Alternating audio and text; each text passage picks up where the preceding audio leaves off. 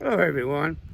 Today we're going to make a road trip to a site of one of the most tragic stories in the history of country music, that being the death of Patsy Cline. Patsy Cline was born September the 8th, 1932. It was one of the first artists to cross over, one of the first country music artists to cross over into pop music. It's known for such hits as Crazy and I Go Walking After Midnight. A truly incredible voice. On March 5th, 1963, Patsy Cline was leaving Kansas City after a performance there, and along with her were Cowboy Copas, Hawkshaw Hawkins, and the pilot of the aircraft was Randy Hughes. Randy was also Patsy Cline's manager, and they left Kansas City at 2 p.m. in a Piper Comanche aircraft and were headed to Nashville and made a refueling stop in Rogers, Arkansas, and then landed later for another refueling stop at 5:05 p.m. in Dyersburg, Tennessee.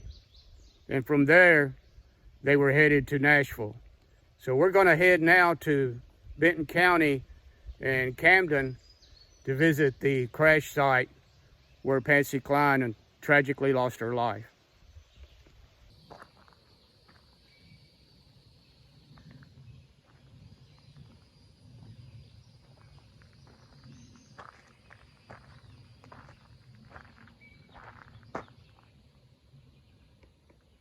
Here you can see the historical marker here at the crash site where Patsy Cline, Cowboy Copas, and Hawkshaw Hawkins, along with Patsy's manager Randy Hughes, who was piloting the aircraft. This is the historical marker that marks the site here in Benton County where this tragic crash took place. Make our way down this path. This is really a hilly area right here.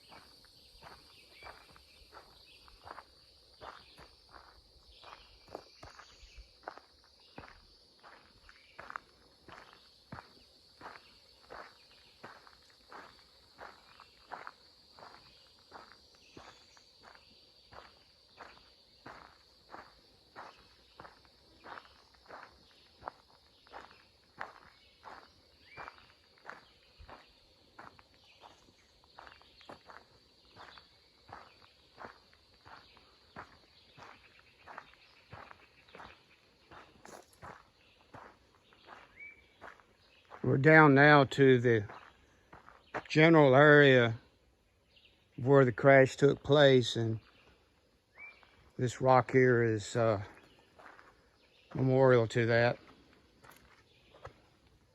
On this site, March 5th, 1963, Patsy Cline, Cowboy Copas, Hawkshaw, Hawkins, Randy Hughes lost their lives in a plane crash. In loving memory, this was erected in June of 1996.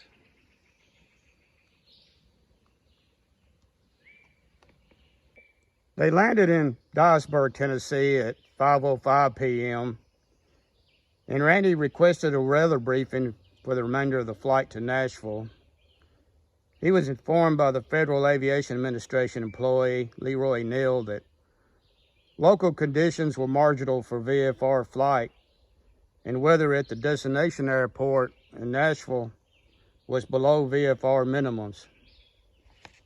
Randy asked if the Dyersburg runways were lit at night in case he had to return, and Neal replied that they were. Randy informed Neal that he would fly east toward the Tennessee River and navigate to Nashville. From there, he was familiar with the terrain in that area. He stated that he would tempt the flight.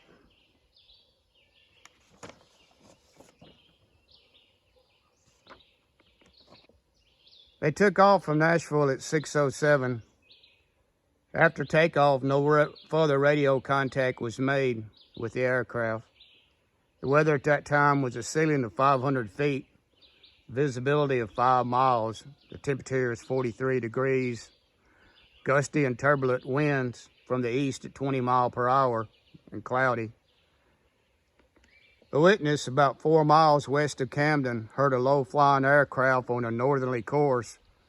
The engine noise increased, and seconds later, a white light appeared from the overcast, descending at a 45-degree angle. At 6:29 p.m., the aircraft crashed into a wooded, swampy area 1 mile north of U.S. Route 70 and 5 miles west of Camden. The aircraft was destroyed on impact, and all 4 occupants were killed. Randy Hughes was the owner and pilot of the aircraft, and like I say, he was also Patsy Cline's manager, and he's the son-in-law of Cowboy Copas. He held a valid private pilot certificate with an airplane single-engine land rating, but he was not rated to fly under instrument flight rules. He was an inexperienced pilot with a total flight time of 160 hours and only 44 hours in the Piper Comanche. After witnesses notified the Tennessee Highway Patrol, 2 law enforcement officers performed a preliminary search of the area about 7 p.m. and found nothing. By 11:30, a search party was organized consisting of the Highway Patrol, Civil Defense, local officers, who searched the area through the night. At 6:10 a.m. on March the 6th, the wreckage was discovered. A 3-foot hole impact indicated the area of the initial impact. Debris was scattered over an area 160 feet long and 130 feet wide.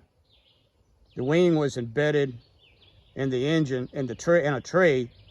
The engine was in a 6-foot hole in the ground.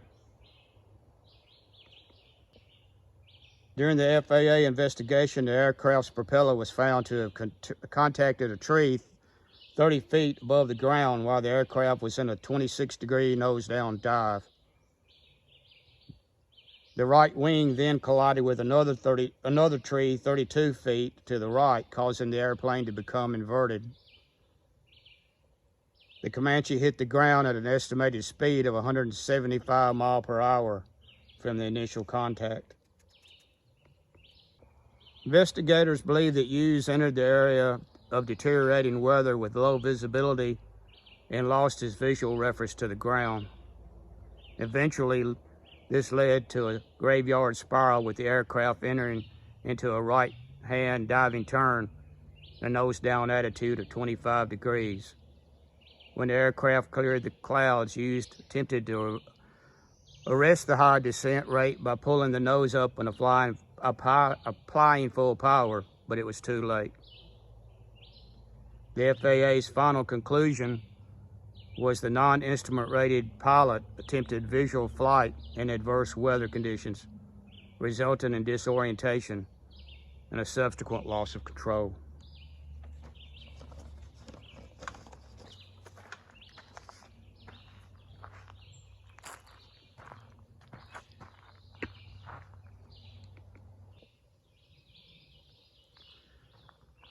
It was a very violent crash, and without going into a lot of detail, you know, the scene was pretty morbid.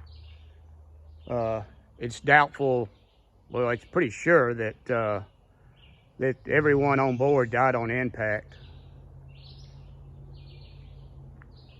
There were parts of the aircraft lying all around, musical instruments, clothing.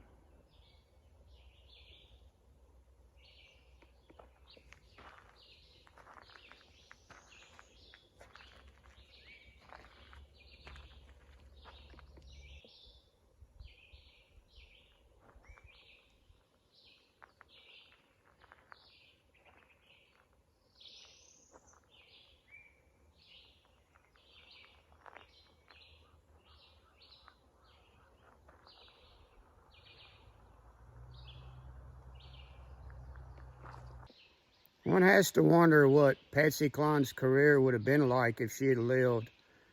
She was only 30 years old at the time that this happened and could have had a long career ahead of us. If you like this video, be sure to hit the like button and feel free to subscribe to the channel.